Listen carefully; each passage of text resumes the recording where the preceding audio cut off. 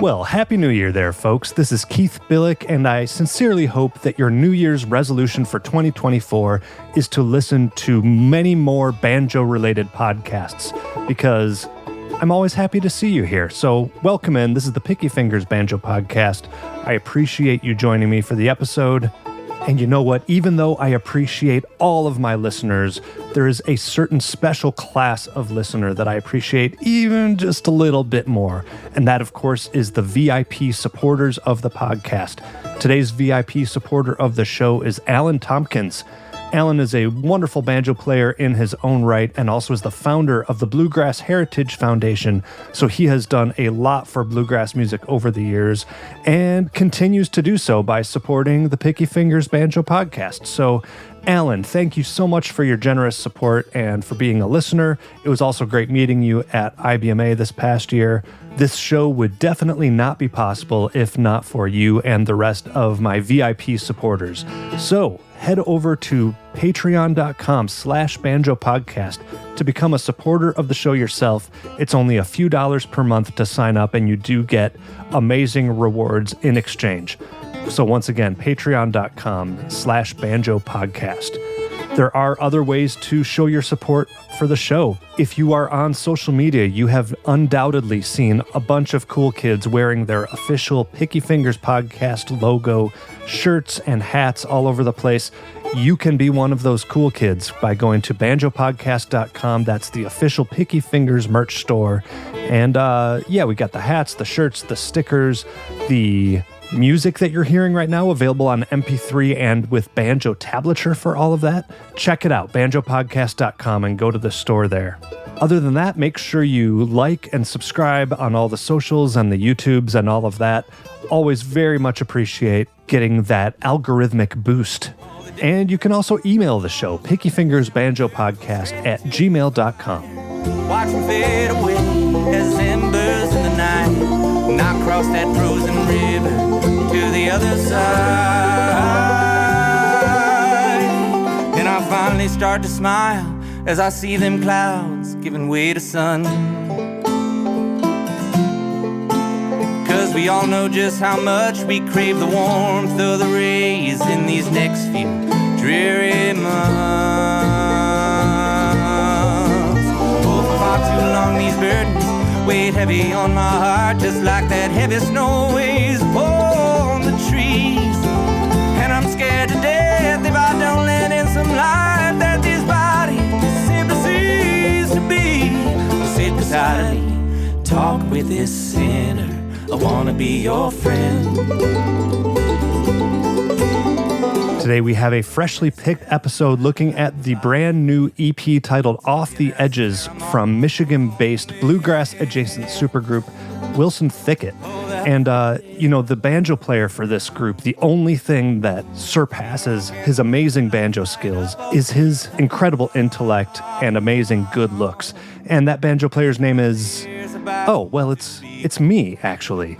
Yeah, this is my new band. I don't get to talk about us a lot, but if you've been listening regularly, you maybe have heard me talk about Wilson Thicket. Well, we just came out with our debut studio recording, and this is where I get to selfishly exploit my position as a bluegrass and banjo and media influencer and shamelessly shill for my own band's product. But fortunately, you will get to hear many other voices other than my own. I decided to sit down with the whole band, my buddies Jason, Scott, and Aaron, and you're going to hear all about our new EP titled Off the Edges. So here it is, me and the rest of the guys from Wilson Thicket.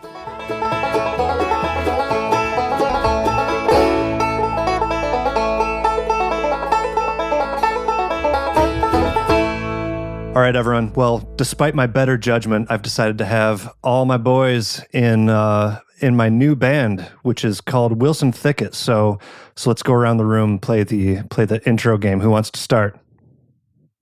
You're looking at me, so I guess I'll go. Yeah. My name is Jason Dennie. I play guitar and mandolin and sing. My name is Scott Kendall. I play the upright bass. My name is Aaron Markovitz, and I play the guitar and the mandolin as well. All right. And sang some too. I won't bother introducing myself. Everyone has to hear me talk to no end, so they know who I am. But together we're Wilson Thicket, and where did this album title even come from? Sometimes I like to start with that. It is a lyric from one of the songs, and that lyric actually came from Jason. I don't remember what we were doing. We were probably picking something, and he was like something about falling off the edges, and for some reason that ended up in the second verse of This December. Right, and at least for me, I kind of like picking out those little out of context lines from songs. It gives a nice little Easter egg for people to notice as they're listening. Like, oh, he said off the edges. That's the name of it. Do you think it has a meaning in terms of the album title? Like, is there a reason you think we chose that? I'd say that as a band, we're not necessarily in one wheelhouse or another. We call ourselves bluegrass adjacent. So maybe in a way that is, kind of off the edges of tradition, but kind of keeping things within a lane somehow to go forward. Yeah, I think that's right. And I think that goes along with a lot of people ask us how we came up with the name. It's kind of a play on words, of course, but I think we all liked the metaphor of a thicket being not straight ahead bluegrassy. It's more messy. It's a tangled web of maybe some grass, but some other branches and sticks and whatnot. Yeah, absolutely. Let's talk about the actual recording process. Scott, lead us into that one. We recorded it with our good friend Dave Menzo at the now defunct Dreamhouse Studios. Yeah, we were the last project, which I guess what does that say about us, that the studio had to shutter up as soon as we were out of there? Well, at least we'll make the documentary. Behind the music. But yeah, Dave's one of my best friends. Known him for a really long time, and I feel like I kind of sold us on him. So he had the studio, and we just went in and figured out how we wanted to do it. We decided we want to do it live, with live lead vocals, and I think that was a really great idea, to no click track, to keep it just really true and authentic. Yeah, not even headphones. We were just us in the room with some mics on us, and it was a great process. Yeah, I'm really proud of that you guys, and we'll get to the who's singing what and everything, but I'm kind of proud of us that we did it like that. Those, if you listen to the record, all the live vocals that's the take, and the solos, like 95% of the solos were just the live take. So. I don't know about you guys, but I thought it really helped that Aaron here had a solo album come out pretty recently called An Infinite Wave. Is that that's what it's called, right? Yeah. And that gave us an opportunity, and the rest of us guested on that. And that gave us an opportunity to be in the studio beforehand, and we kind of got to sample like a little taste of what setup worked for us. And I think that really helped us a bit. That really turned out. I think there were 3 tracks on that record you're talking about. Yep. That y'all played on, and it was the same thing. It the lead vocal takes were live. It was isolated in a. We were wearing cans for that, and did it like a little bit differently. But it really gave us. I feel like that gave us a little bit of confidence to be able to know that we could do that. We were put together enough at that point. Yeah, exactly. To be able to pull that off. Jason, do you have anything to say about, like, in general, what are the pros and cons when you're recording of having things isolated or using a click track or not using a click track? Like, what's the decision-making process? If other people are in a band and going into the studio, how would you maybe explain what that choice is all about? I mean, it's to go back and make edits, obviously, working with a click track is going to be the safest way to do that. Isolate everyone, you're all playing to a click. So it matches up rhythmically, so to speak. But something about bluegrass and acoustic music, an outfit of people can move instinctively together, whether it's slowing down a click or two or speeding up a click or two, and it still feel very musical and exciting. And I found that those moments don't happen as much when working with a click track. Everyone's so concentrated on listening to and staying to the click track that a lot of their dynamic sense disappears. And so when you're having to also be in the same room with each other, you're really listening to what everybody else is doing, which is still better than listening to the click track, if that makes sense. Yeah. In my sense, just reacting to the other instruments, things move more organically. So I'm glad, certainly, that we took that approach with some songs after we had tried a click track on a tune or two, but it seemed to breathe more when we removed it. And that's on Aaron's album that you're talking about. Aaron's album. Yeah.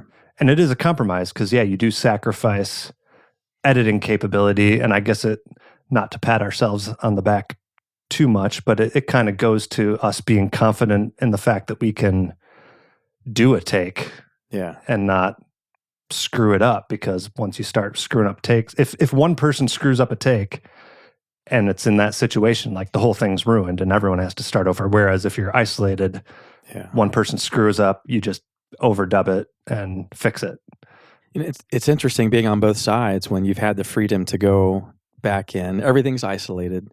You can do your solo 6 times, or 60, and and it could be note for note perfect. It could be timed perfect, and then again, you just go off the cuff and forget about the click. And engineer says, "Well, here, just take another free pass." And there's just something about doing it both ways. The life gets lost being able to fix every last thing. And so I've lived with mistakes for years, and mistakes on this record as well. For sure. But the spontaneity and the response and the energy between the things, maybe as I'm getting older, I find that more exciting than something that's totally just robotically perfect. Yeah. It could be like the sacrifice of like a missed note here or there for the sake of the performance. That's more important. Yeah. More of a live feel overall. Mm-hmm. Yep. Yeah. And then, of course, or I shouldn't say of course, but how we decided, the backing vocals are overdubbed. So I'm not saying that everything you hear was live, but really the vast majority of it is live take. And I'm pretty proud of us for that. Yeah. So as people listen to the record, keep in mind that's what we sound like, and that's what we were going for. Let's dive into the tracks. So as all good albums do, we started off with like the hardest hitting, upbeat, energetic track, right? We did that, right? Not at all, I don't think. Wait, why didn't we do that? Did we mess it? Do we have to go back to the drawing board here? We're being artsy. What's the first song, Aaron? The first song is 3 Stones in the River. I dropped 3 stones in the river, one for the times I could not rise above the trials in my life. But my grandfather told me that your day is coming. Now I know that it's been here all day long.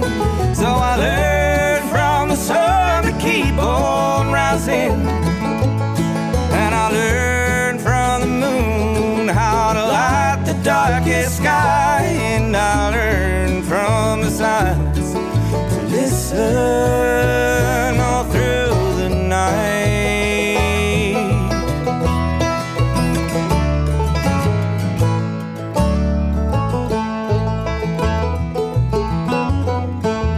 That one's a song that I wrote, I think it was just like kind of just before we had formed as a band, and when I wrote that, like, or it was just happening, and I thought to myself, like, this would be a great one for us to do, and just loving what happened with it from that point on. And I think that's the same thing with any of my songs that are on the record.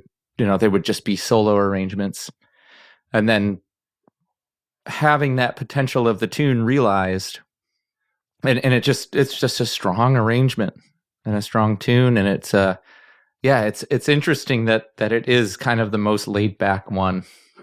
I think that exists. Yeah, I think there's something about it that just like connects with people, and I think we chose it for that reason, that people seem to connect with it. So what better way to introduce people to ourselves than something they're going to connect? Yeah.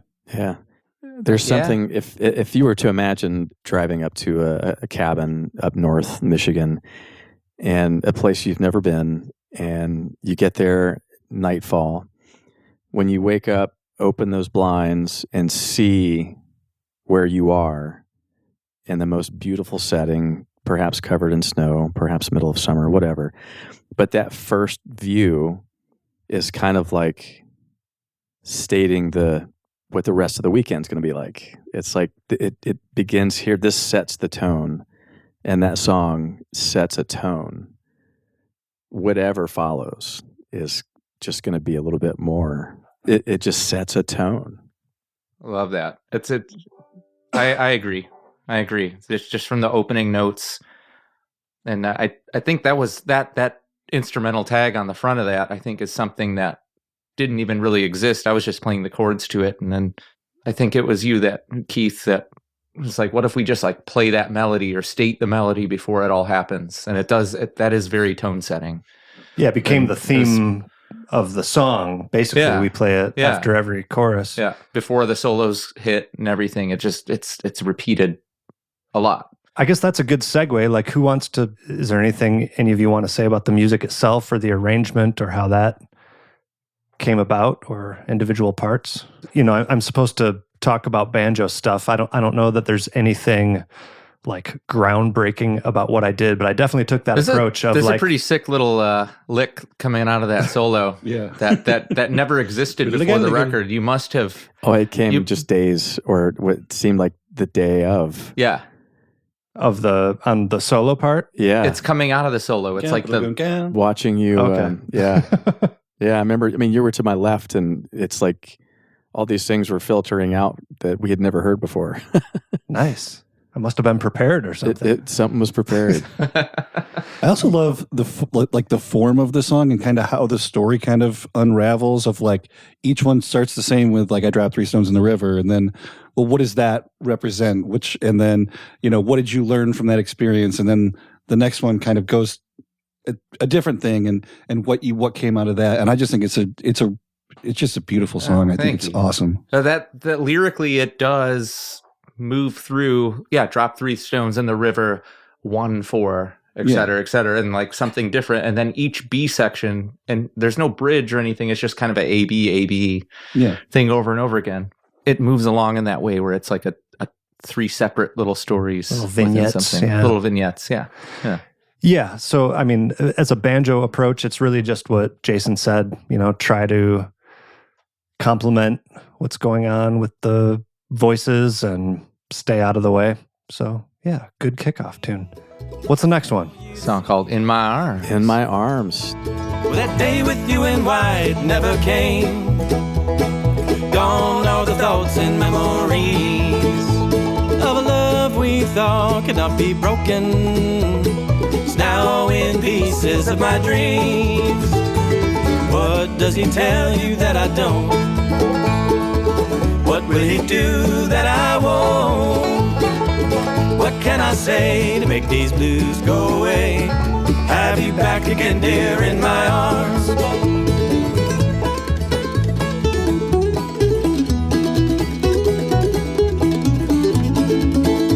Yeah, I mean, that's a song that, for me, it was probably the first lyric tune that I had finished. It fits a certain place, but just taking a hand at songwriting, thinking about my grandparents, who were in a bluegrass gospel quartet all through my childhood, writing my first, quote-unquote bluegrass tune, I couldn't think of anything other than them and just their love of all of it. The song isn't about them in any way, but inspired by all the things that they shared with me. So I felt pretty good about that being my first song out the gate.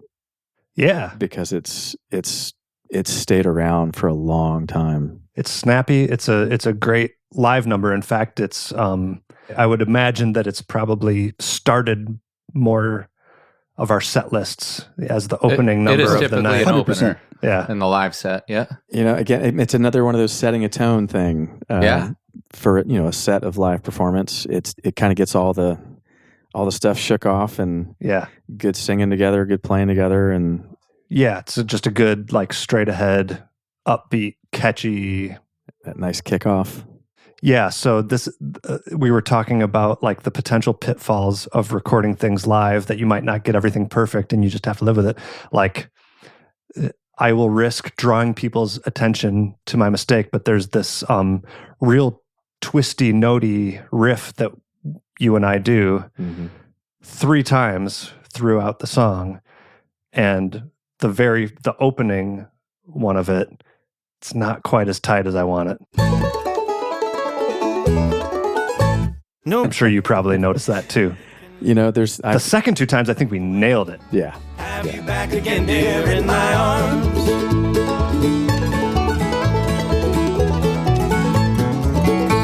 I read your letter late last night. Play that riff. This is like half the speed as it's supposed to go. And I know banjo people might not be able to tell by listening to it, but it's a twisty little odd fingering. And when you're starting a set like at a concert, and that's the first thing you have to play of the night, like, I'm probably like 50-50 on whether I nail it. I usually like get it pretty close, but it's tough. I usually want to make sure that I'm pretty warmed up if we're starting with that. You know, there's a lot. It's a hard one to just go, and start with that. Yeah, there's a lot to be said for getting a few moments to be warmed up before you start. Because I mean, just out of excitement, sometimes it's like, man, the adrenaline is flowing. It's like 1, 2, 3, 4. I'm really glad, by the way, that I just get to play a G and a D chord. You play an A and an E chord, Aaron. I mean, I love. Oh, it's capo speak. Capo speak. It's out of G shape for. It's key of 2. Yeah, the key of 2. Yeah, I do love that lick. I've had fun with that, but it's great to hear it with mandolin and banjo for sure. Yeah.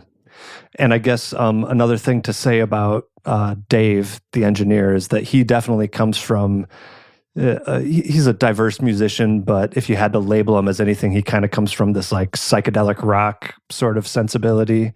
And this is the first, the record as a whole is pretty acoustic, bare bones, but there's a few moments where some out of the box thinking comes on, and my banjo solo has a little extra verb on it, which looking back at it, I'm not sure I would choose to do again, but it's cool. I love it coming out of, because the thing is it's not like it's a fairly traditional sounding bluegrass tune. Yeah. But then there's this section where we go to that drop 7 chord, I guess you call it, like where you're that's where that really pops.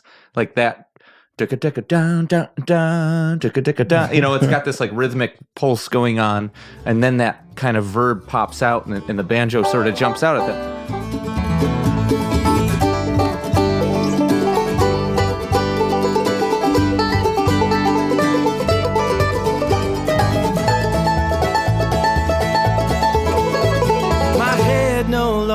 Held in shame.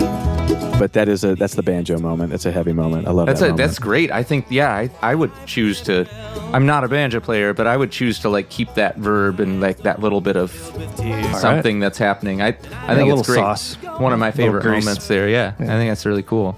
I almost think of that as like when the dial gets bumped, it changed station for a minute, and it finally comes back into focus. It's just that moment. Anything else to say about that one, boys? I also like that we started the record with these 2 songs because like starting off with an Aaron song and then a Jason song, they write very differently, but I feel like it works well together within the same project. Yeah. So I like that we got to show off both sides right off the bat. Yeah, keeps things interesting. Yeah. Absolutely. Sorry for the interruption, folks. We'll be right back with the rest of the episode in just a few moments, but I had to take this opportunity to tell you about some of the sponsors of Picky Fingers Banjo Podcast. The first one up is Elderly Instruments. I always tell people how Elderly is the world's most trusted source for new, used, and vintage stringed instruments of all kind. They're the first place I go for all my banjo needs, and also, by the way, any guitar, violin, ukulele, mandolin needs you have. they're going to have all of that.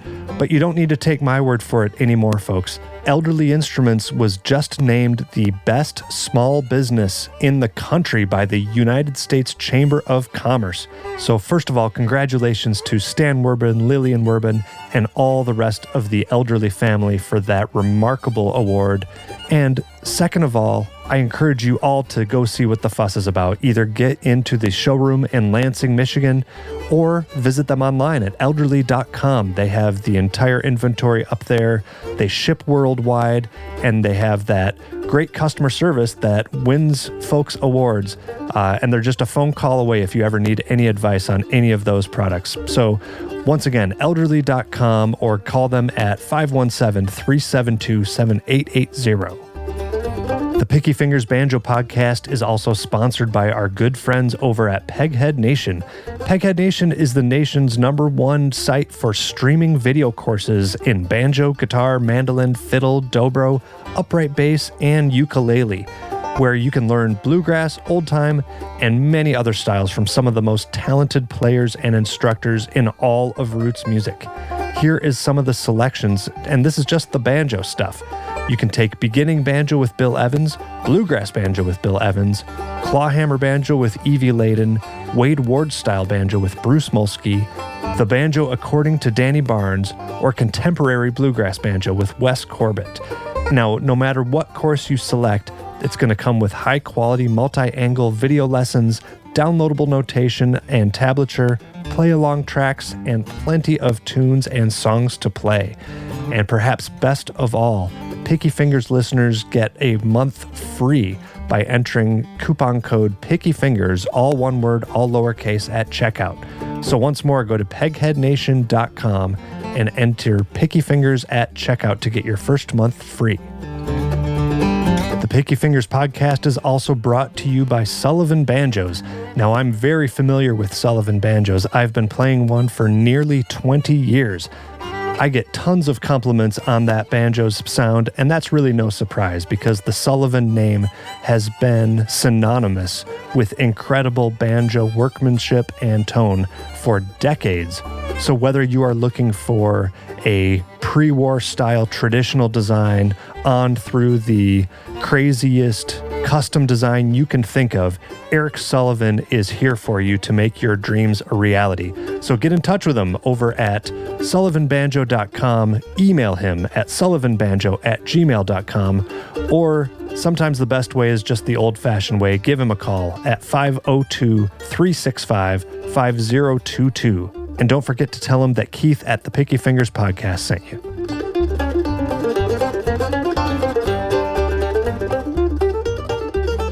And then back to an Aaron song, is that right? Yeah, we go into Gambler? I think it's Luck Beat the Gambler is the next tune. So this is another new approach because it's showing off like Getting your into some of this Travis picking. Yeah. your finger style Which stuff. I have yeah. no business doing with somebody like Jason in the band, but I try. Yeah. So No, it's great. It's great. That train that you've been chasing all your life, but the journey is rewarding you with the joy you will know within your prime.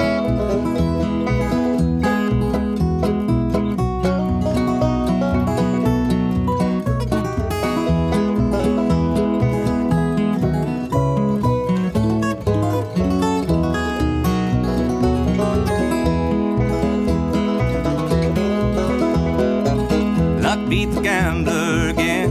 it's really interesting. I always viewed this as like a very traditional sounding kind of tune when I would play it by myself. The background vocals that ended up being part of this song almost give it like a Beatles influence. Can't keep holding on. How can you just keep on letting go? You're pulling up the roots to keep you planted firmly in the ground, make you tumbleweed or blow it. You're rolling up right behind. I totally agree. It like screams White Album to me, or something like that. Which is super. This is the cool thing about going, like, you write a song, you record a song, which I had done with this one, and then you continue to play the song, you know, over the course of a couple years, and then you add other people into the mix, and it becomes something completely different. Like there's just other textures and sounds that can jump in that you would have never expected it to come out. And then yet it's got this super folky, like kind of walking kind of, with the mandolin and banjo interplay. Oh, speaking of things you can talk about with banjo on this, you played a different banjo, fancy banjo on this. Yeah, so this one, a lot of people will hear it right off the bat, but it's tuned differently. I don't have my trusty Sullivan banjo that you've all heard about quite a bit on this one. You've come to know and love. Exactly. I do love it. I'm holding it right now, embracing it. I was lucky enough to obtain an ohm banjo recently, and I set it up what a lot of people associate with John Hartford tuning. It's basically a banjo is in open G in standard tuning. So this one is in open E, so it's 3 half steps lower. So you can play it just like a normal banjo, but it just comes out low. Intervallically, is that a word? Yeah. So it's not like when you would tune a guitar, say an open G tuning, and then you would tune a guitar open E, like they're different chord shapes. This is the same chord shape in intervals, so you're playing it exactly the same, just down. Yeah. Okay. So it's got that low, kind of tubbier sound. And like I said, a lot of people identify that as Hartford tuning, just because he used that a lot. It's the same tuning as if people play a long neck banjo, like a Pete Seeger style long neck banjo. Those typically have open E, but they have really long necks and they're weird to play. So this one's very comfortable to play. It's a bluegrass banjo, but it just happens to have this different tuning. And I thought that was appropriate for the song, not only because the song's in E, so it makes it a lot easier for me to navigate, but I thought it was a good idea because you playing in E, Aaron, accomplished that by capoing 4 and playing out a C. I'm playing out a C shape. So there's this whole like low mid-range register that's missing. Jason's on mandolin, so you're that's not even really up getting above that. So it is filling in a space. So there's this like sonic area that needed to be accounted for. So maybe between all of those things that we've just been talking about, I think that's what makes it seem like the most different one on the album. I think everything had all the instruments have like their kind of little set range that they're sitting in. Mm-hmm. There's a lot of weaving going on.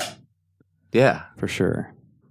Anything else about this one? Anyone particularly? I don't know. Noteworthy moments. You changed the arrangement like immediately before we recorded it, and that was kind of cool. Yeah, on the very ending where we play the A minor. That didn't minor go to the chord. Is that called the deceptive cadence or something that happens when I'm you sure go to the there's sixth? I'm sure there's a nerdy thing. Yeah, that did not exist before. And then we did the walk down from the 4 at the end with like the descending vocal, and then it lands on the minor 4 thing. And that makes it even more and that's the beatly. only time we play that chord in the whole song is like the just second the to last chord of the end. Yeah. That was another thing that happened it just evolved in that way. I think that was at a rehearsal at Keats where we were out back, and I think we were playing through it, and I was just like, we got to go to the 6. We got to go to the 6. Yeah. And then fine. And then you had the idea, Aaron, of going back to the 4 and holding that twice as long, and then the 5 twice as long. Yeah. So that song kind of morphed over time to be what it is. And then that whole ending was just a series of mistakes. Right? It kind of was. It really was. Yeah, because you had said that you were practicing it and you accidentally played that 4 minor chord, and then you were like, hey, this is kind of cool. Yeah. But yeah, that song, I really like the way that it kind of changed over time, and especially like the places where we lay out and Aaron keeps playing. I just think it has a nice dynamic to it, the way it kind of ebbs and flows. Hats off to you guys for, my little idea that we had never done before as we went into the studio. Like, hey guys, how about we play a wrong chord at the end? And you're like, sure. Absolutely. Cool. Yeah, I like that you brought up, we were all just like, yeah, let's do that. I mean, it's that the playfulness of all of it. I think that is the most exciting thing. Regardless sometimes of the execution, it's like the what if, like, actually we could do this. What's next? Is it Honey Hangover? Honey. So this is we're back to one of Jason's songs, which tend to be the bluegrass here. Jason comes from like more of a bluegrass background than Aaron does. You're more of like a general like singer-songwriter, blues kind of guy. And this is a bluegrass waltz. What do you have to say about this one, Jason? I mean, you know, it was written for my dad. Worked in a country bar. He was a doorman at TJ's Mine Shaft. Is that in Cincinnati? It's in Pisgah, Ohio, a suburb of Cincinnati. But anyway, just, you know, he was looking for a third wife, and you know, I had to take what was happening around me. I need to clarify. He's not in like a polygamous kind of way. No, like a third. the first and second failed right at some point, so he was single again.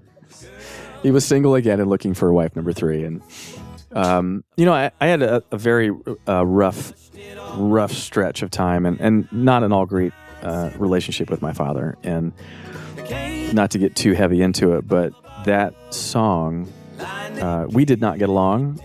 The only thing we could talk about and agree on things was talking about bluegrass. Couldn't have father-son conversations.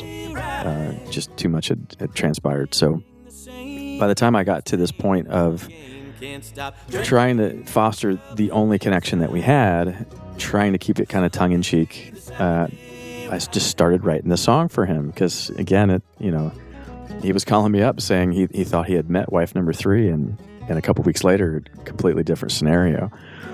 So I wrote it as a joke of sorts to him, at him, to laugh with him, and I'm a sucker for a waltz. So the thing that's probably the coolest about this is that it's like the closest that we get, I think, to like the old school, almost brothers harmony type of sound. Oh yeah, and it's basically a duet throughout. It is of a you duet. and Aaron. I chime in a little bit on like the chorus, but basically the whole thing is the two of you just singing harmony with each other, and that's between that and the waltz, it's just a cool kind of sound, and not to mention the story behind it. The love that we share will go far, but the morning dawns a little sooner than my head and my heart will allow. The pain is so clear when nobody's near. Got a honey hangover now.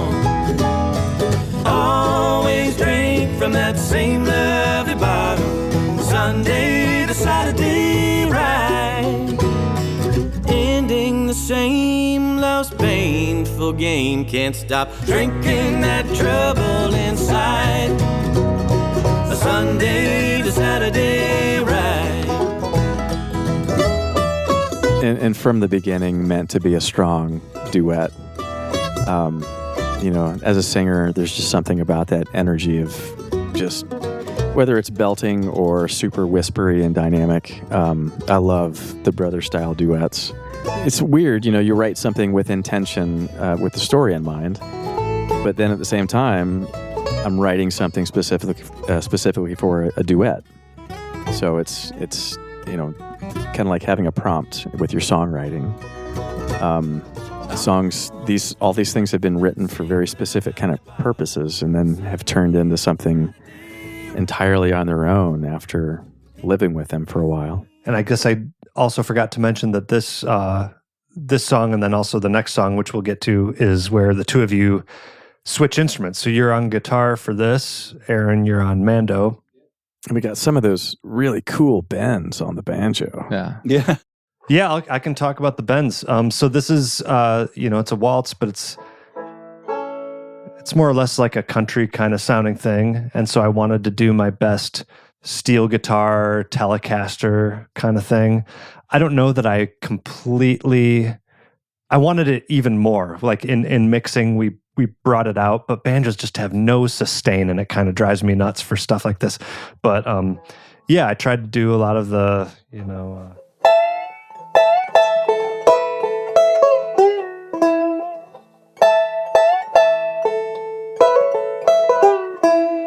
stuff like that, which might sound nice right now, but when you're playing with a band, a lot of that sustain just gets swallowed up, and you just hear the the banjo attack and then nothing else. So that's what I was going for, and I think it ended up cool, not quite as like sustainy as I wanted it, and part of that's on me. Maybe I just didn't hit it quite right, but part of it's just the nature of the banjo. I think it just doesn't have that. But yeah, that's what I was going for, is like some steel guitar sounding stuff, just for the vibe of the song, the subject matter of it kind of has a country whiskey country bar kind of song's thing. got a country flair, even though it's a bluegrass waltz.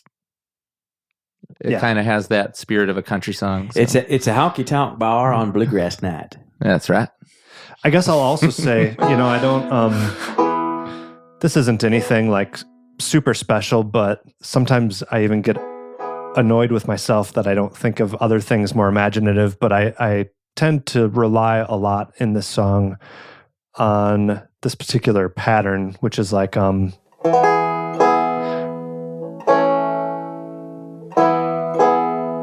the song's in E, I'm in A, or I'm in capoed, capoed to the second key fret, of I should two. say, playing it out of D. Yeah, I'm key of 2, played out of D shape. So I kind of do these patterns of, so if I'm making this D shape, I do a lot of these pull-offs.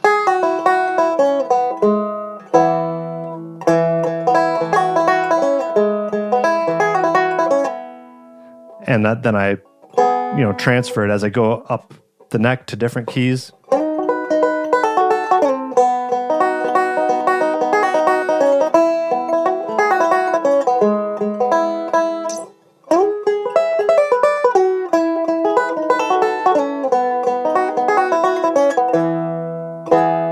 So that's kind of a little nice waltzy pattern that I seem to fall into quite a bit. Which fits in nicely with the accents of the other instruments.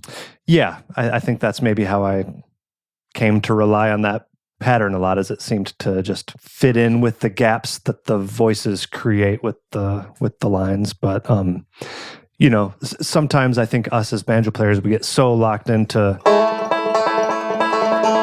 just 16th notes nonstop that switching to a waltz time, if you haven't practiced it, and I'll be the first to admit that I don't practice playing in waltz time like that often. So it's and something to be said for this particular 4-piece outfit is the fact that while we have a great deal of material that the roll could just serve its way all the way through, like a chop would serve its way all the way through, and boom chuck, whatever. The fact that we're also hitting these areas where there is no constant. And so those kinds of patterns we can't simply use all the way through, right, filling up every beat. Yeah. A lot of it's disorienting. Right, but also on a song like this and on a lot of other ones that we do where it's Scott playing the bass, obviously, and then if you two are both singing harmony, any fills or anything else is like totally up to me to do or not do, but I'm going to be the one to do them. So I guess that's how that ends up happening a bit too. Right on. All right. Jason on guitar song number 2, Bartimaeus. Bartimaeus. It was there that Jesus saw him, said, "Come over here." My good friend Bartimaeus, you have nothing to fear. Tell me what you want, Lord, I want to see. You shall be healed because you believed in me. Son of David, have pity on me. I am blind and I long to see. I believe you're the Son of Light that can bring to me my sight. Son of David, have pity on me.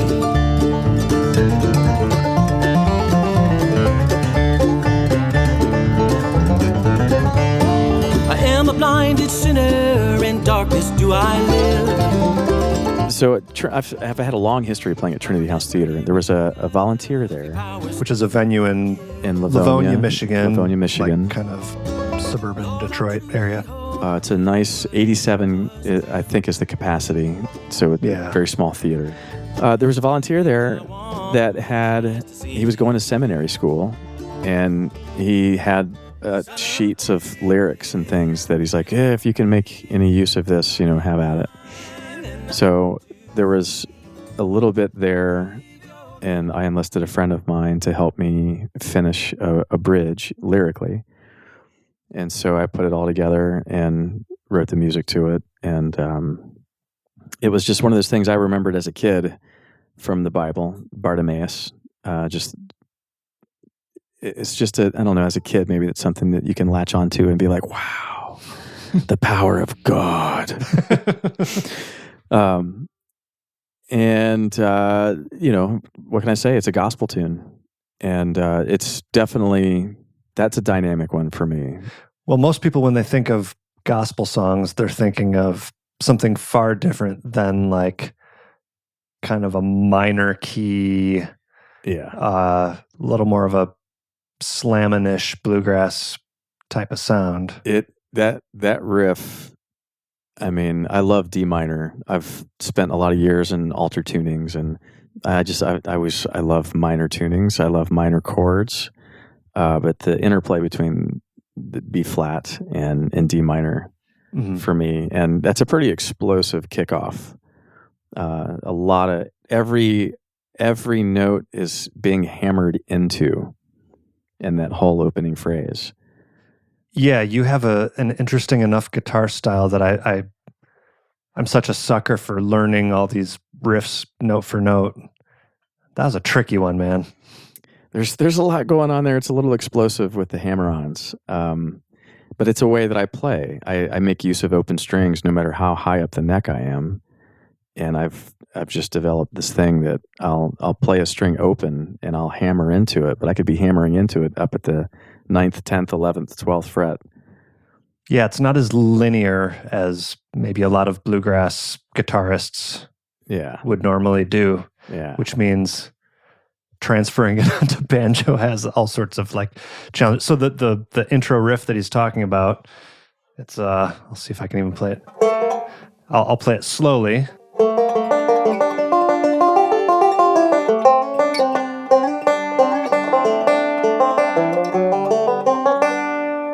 I almost played it right, but even little things like there's a section where it bounces from D to C a couple times.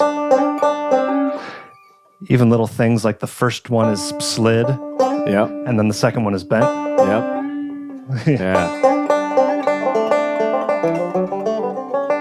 Those phrases are very specific to me. I get to that point where it has to be a hammer or slur here, a slide here.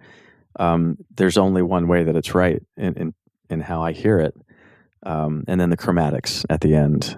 It's a lot to chew. It's a lot of stuff happening in such a short little span. Yeah, but it again, it's setting a tone for the story that follows, and that's a pretty, to me, it's a powerful story. But the music is powerful, and again, a song that has followed me around through a couple of projects. But the bridge never came into full shape until Scott. Oh yeah, Scotty, this is your time to shine here. Scott taking his approach to it. It's a heavy moment, that breakdown as it is, but some of the lines that you play and that bridge, that's like, you were in my mind 10 years ago when it was written. I just hadn't met you yet. Oh, that's sweet. But it all came together. Again, it's just cool to hear a recorded version of it, like finally landing into where it feels like it should have been the whole time. I don't know. That bass part didn't sound like bluegrass to me, Scott. What do you have to say for yourself? I'm so sorry, Keith. And I just want to say for the listener, that line that Keith just played, he's spanning 5 frets. Like it's a big stretch. Yeah, it's not for the faint of heart or hand. Yeah. But yeah, when you brought this song to us, I was so excited because we don't really play anything else like this that's like this, quick, but really powerful, but minor key, but like just great melodies, and it's one of my favorite songs that we play. I just love it. Anything to say about your bass feature? Yeah, I mean, Jason wrote it, but I got to do a little thing at the end that actually it was kind of scary when we were in the studio until we figured it out, where that last line, I flubbed it on the take. We were like, this is it, we did it. And I was just like, no. Yeah, your heart sinks. And because, we didn't record to a click, so I was like, well, there's no way, we can take it from another take. And the take before, I'd nailed it. And so Dave just, goes into Logic and he snipped the part from the last take and we put it in this take and it matched up. It worked perfectly. I learned from Bartimaeus to call Jesus when I'm lost. When my life is filled with sorrow, he can help me bear my cross. I know he is my savior, though a sinning man am I. Only he can give me back my hope, only he can hear my cry. Son of David. We put a little filter and a little distortion on my bass and made Jason sound like he's singing through a megaphone. Yeah, so being a gospel Bible story, I think we envisioned like a tent revival kind of situation. Is that what your understanding was? Cool. Yeah, I mean, I can on the soapbox with the megaphone, right? Screaming at all you sinners. You sinners. I'll talk some banjo stuff because there's a few things I did that I could probably point out for people. So like the vocal melody, which as any good banjo player will do, the first thing you do when you approach a solo is maybe like try to figure out a way around the vocal melody, and it keeps coming back to that D to C note.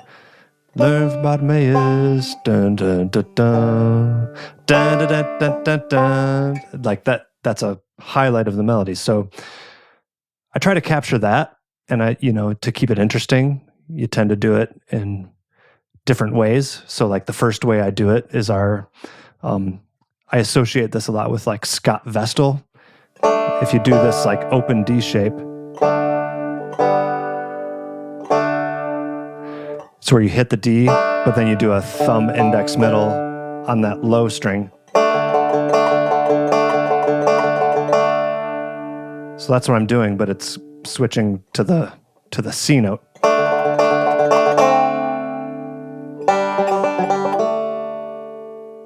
And then the next time, I kind of just do more of a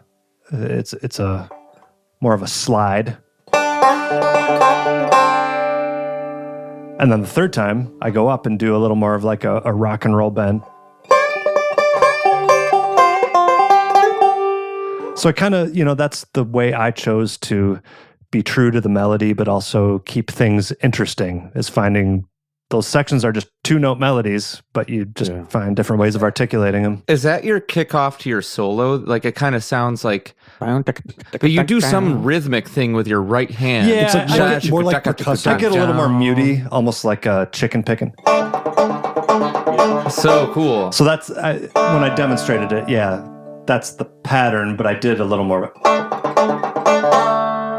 Yeah, that's awesome. It's like a telly picking kind of like a Brent Mason kind of thing. Yeah. And then another thing I'm proud of is leading into Aaron's mandolin solo. Oh, that's a wild line that happens right there. I don't even know what it is, and it's really like there's. Well, let me show you, Aaron. Stuff. Yeah, you should.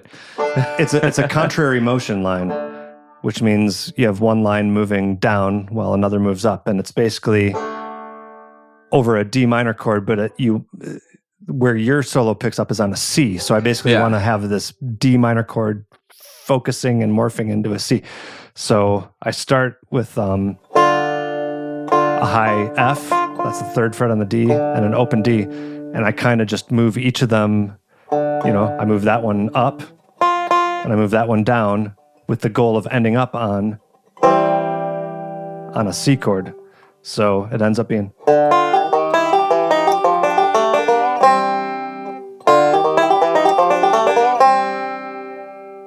So So it's kind of crazy. That's but really I cool. love That's contrary something motion. that stuck out to me. That last line of that solo is just like, it's super weird. Yeah. Super sick. It goes off the rails for a second. Off the edges, maybe. Off the edges. That's actually where the title of the record came from. Was from that last Keith's line solo. of Keith's banjo solo. I imagine. I'm an old track team member from my high school days, and I always consider when there's like that solo thing, it's almost like you're on a relay team. You're I'm trying to like hand you passing the the torch. baton, and I just have to find my way to like gut it out to the end, and you're just hoping I don't drop it. right. Just That's my hope. I'll just throw it at you. And then that contrary motion thing happens again right after that, before the kind of breakdown part where you guys are all descending and then Yeah. kind of going up. Yeah. Not within one instrument, but like between all of us, there's Yeah, exactly. Cool.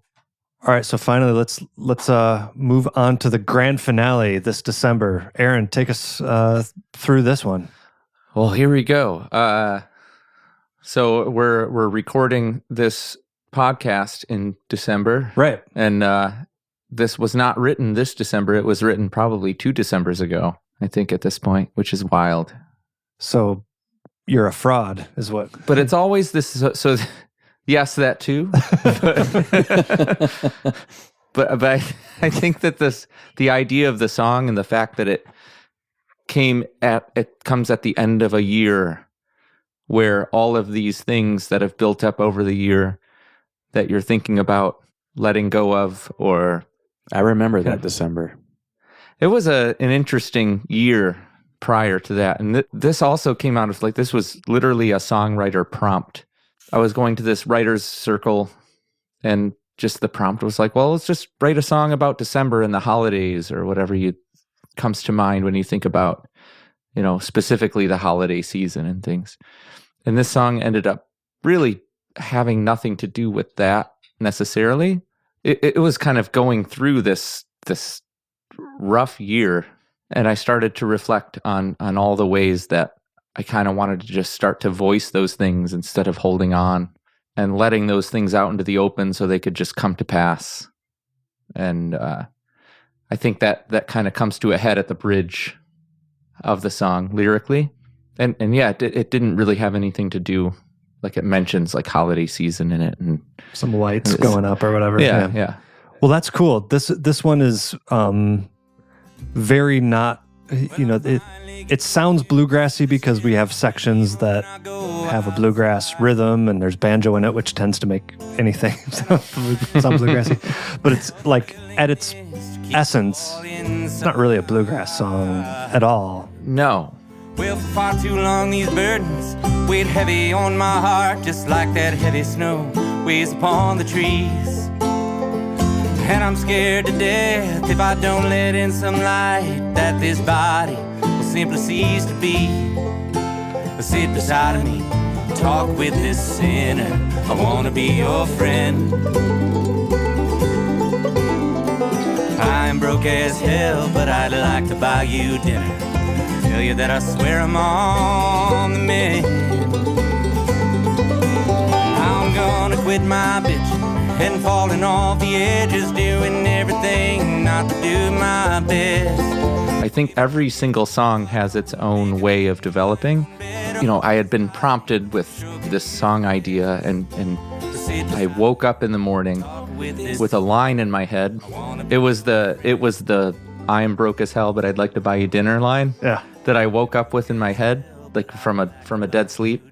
And I'm just like, that's gotta be something. Like, that's a weird line to put in a song, but like that was the first line. And what does that have to do with this December or the holidays or anything? Nothing necessarily, but I started to develop a whole idea around the way I had been feeling the past year and how I was going to try to not let those things be in control so much anymore. And I think that's where the off the edges idea, I felt pretty off the edges. A little out of control. Yeah, I felt just off the edges. I felt like I needed to just realign, and what better time to just, come into that than the ending of a year and just starting anew in a way. Yeah. Scott, from your perspective, this one strikes me as having more to it than our other songs in terms of style changes, starts and stops, maybe chords. I don't know. Talk about what you have to figure out for a song like that. I mean, I love this song. I love how dynamic it is. I like that it goes outside of the key sometimes, like when the holidays are coming around, that section where we're doing this like chromatic walk up. We don't see that in a lot of our songs. I love the bridge. The bridge is so good. And what Keith, you and Jason do with the harmonies, especially like when we come out of that and you guys have that like, oh, all right. Yeah. I love that was the mistake section you were talking about earlier. Mistake, so that was like the chord it wasn't supposed to go to, and that created like this vocal slide that happens and brings it back in. That brings it back into like the bluegrass feel. And I think we were at rehearsal, right? And you played the wrong chord. We were all kind of like, oh, yeah, no, keep that there. He played the wrong chord in the demo. Yeah, and then you were like, I didn't mean to do that. It was a mistake. And it's just like, don't you dare change that. And then we revisited basically, that mistake. And it without that, I just, the tune lyrically would be lovely, but what it turned into and morphed into musically, now I can't envision it without. Yeah, and that's like the climax of the song is like that moment after that chord that it comes out of. Yeah. Oh, it's so good. Yeah, and I don't even know that I realized it until I'm thinking about it right now. Like, is this the only song that we have that there's like no solos in? Yeah, there's no solo. There's no solo sections. But there's a lot going on. There's a lot going on. This is actually like a really challenging piece for me to play. I don't know about you guys. It took me a long time to get the arrangement down of like, okay, now it's going to the that chromatic section or whatever.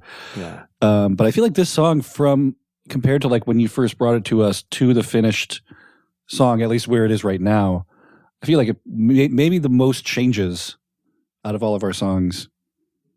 Like at like the bluegrass after. I remember when we started that, it was after that B flat chord. Yeah, the bluegrass after. That was like a big moment for us. And like I love the interplay between you guys on the bridge, between Jason and Keith. Jason's back on the mandolin for this one, I guess we should mention. And just the way that your parts kind of intertwine and I just think it's beautiful. Something about those two instruments, whether it's me on mando and banjo or it's Aaron on mando and you banjo, those two instruments are just made to... Something about the timbre, how they blend. The plunk and the twang or whatever. Yeah. I mean, fiddle being in this project would change everything, but that's neither here nor there. For what it is. Stuart Duncan, if you're listening, we have an open position for you. When Robert and Allison are done with you, Yeah. I guess I'll talk about. I said it was a challenging thing for me to play. I guess I'll just like go through some of it. So that intro part that Aaron was saying is more of just like a little theme.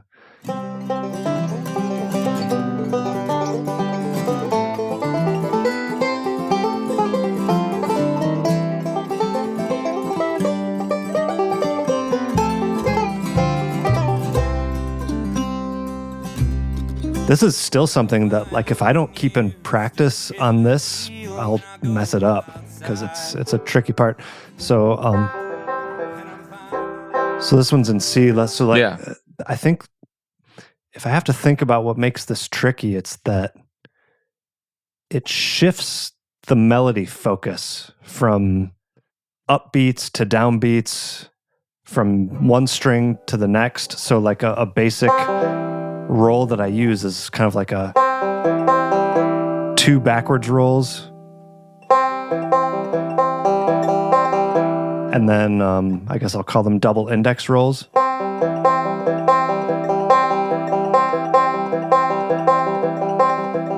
But I'm keeping the G string open and kind of going up C arpeggios, and then it switches to a G arpeggios. And that's when it starts pivoting the melody notes. And what right there I have like one of those like pull-offs. And I do, oh man. That I little can't even back roll, start that talking little- about that like all the dig-a-down, things. That little like triplet roll within there that you do is cool.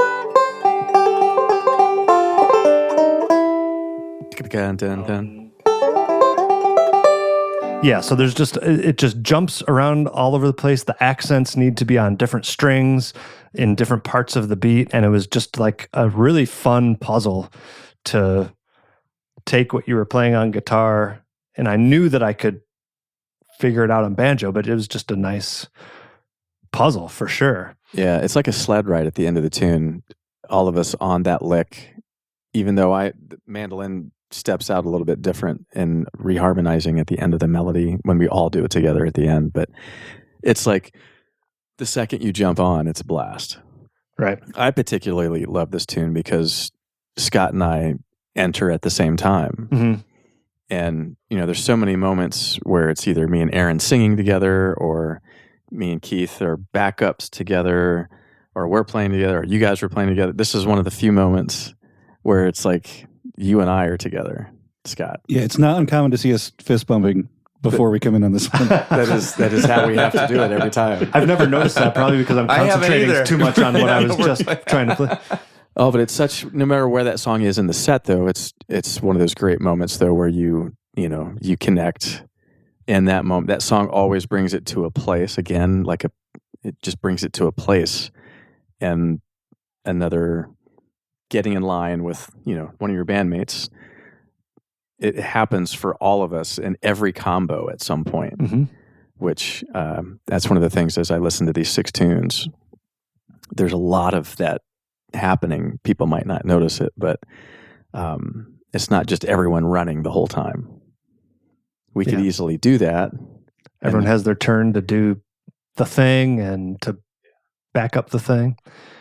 And Scott was saying how much he loves the bridge. That's definitely like a whole other banjo thing for me. I knew I wanted it to sound like really rich and lush and Colorful.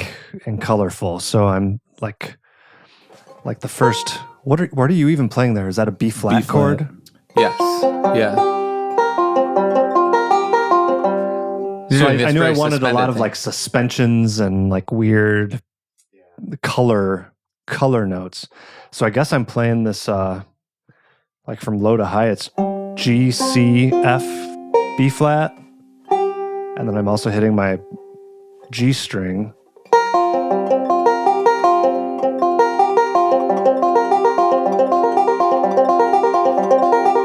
And it just adds enough color to kind of give it that vibe. And I, almost all of the changes go through some of those like suspended.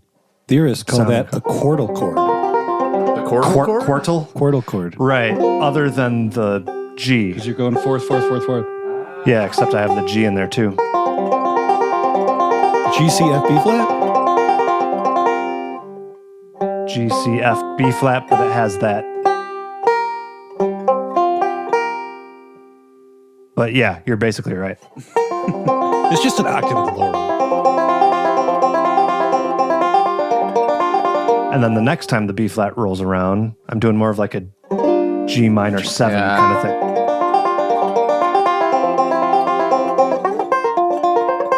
So yeah, a lot of just this arpeggiated, colorful kind of sounds. And we have our backing vocals, and yeah, I think it just tries to lift up There's a lot what you're doing. There's a lot of interplay between the mandolin and the banjo.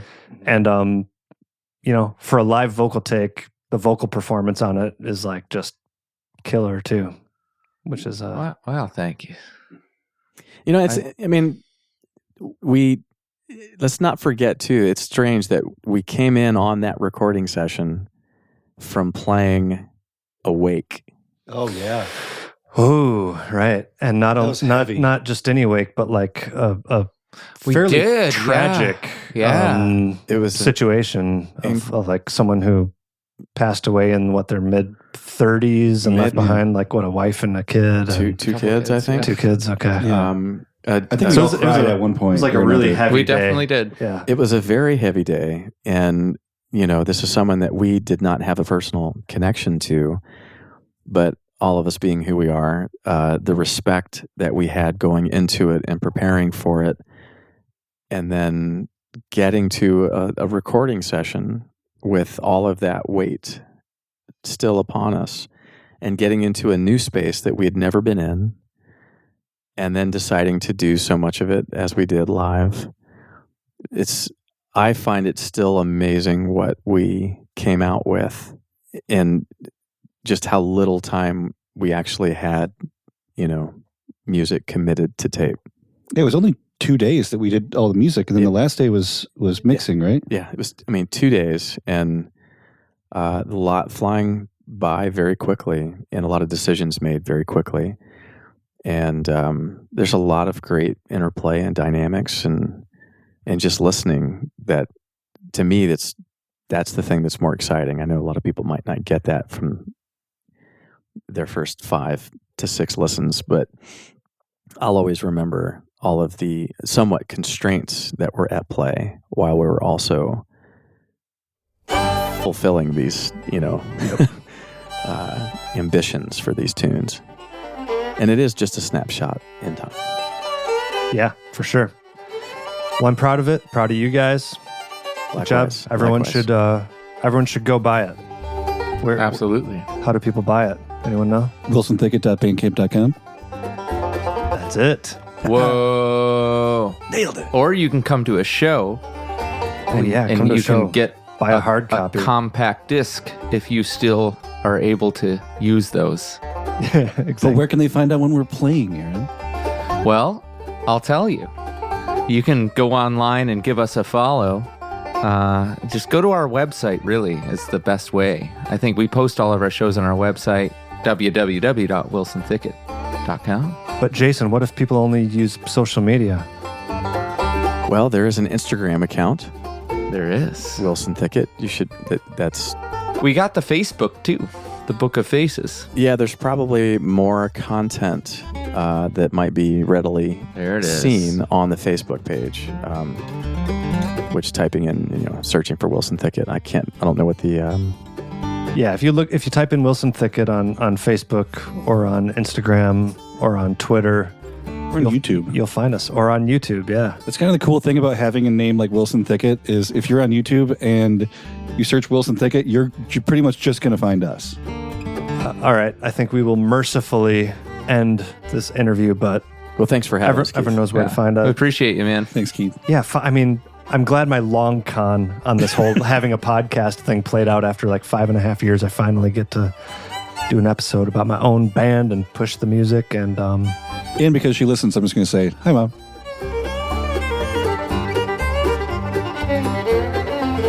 thanks for tuning in, everybody. If you are interested in making a download or purchase a CD of the new Wilson Thicket EP, that link is in the show notes, or just type in wilsonthicket.bandcamp.com into your browser to check that out. Thank you once again to Alan Tompkins. He's today's VIP Patreon supporter of the show. Head over to patreon.com/banjopodcast to support the show yourself. Buy official Picky Fingers merchandise over at banjopodcast.com or contact the show. That's pickyfingersbanjopodcast@gmail.com. Thank you so much for tuning in, everybody. I will see you all next time.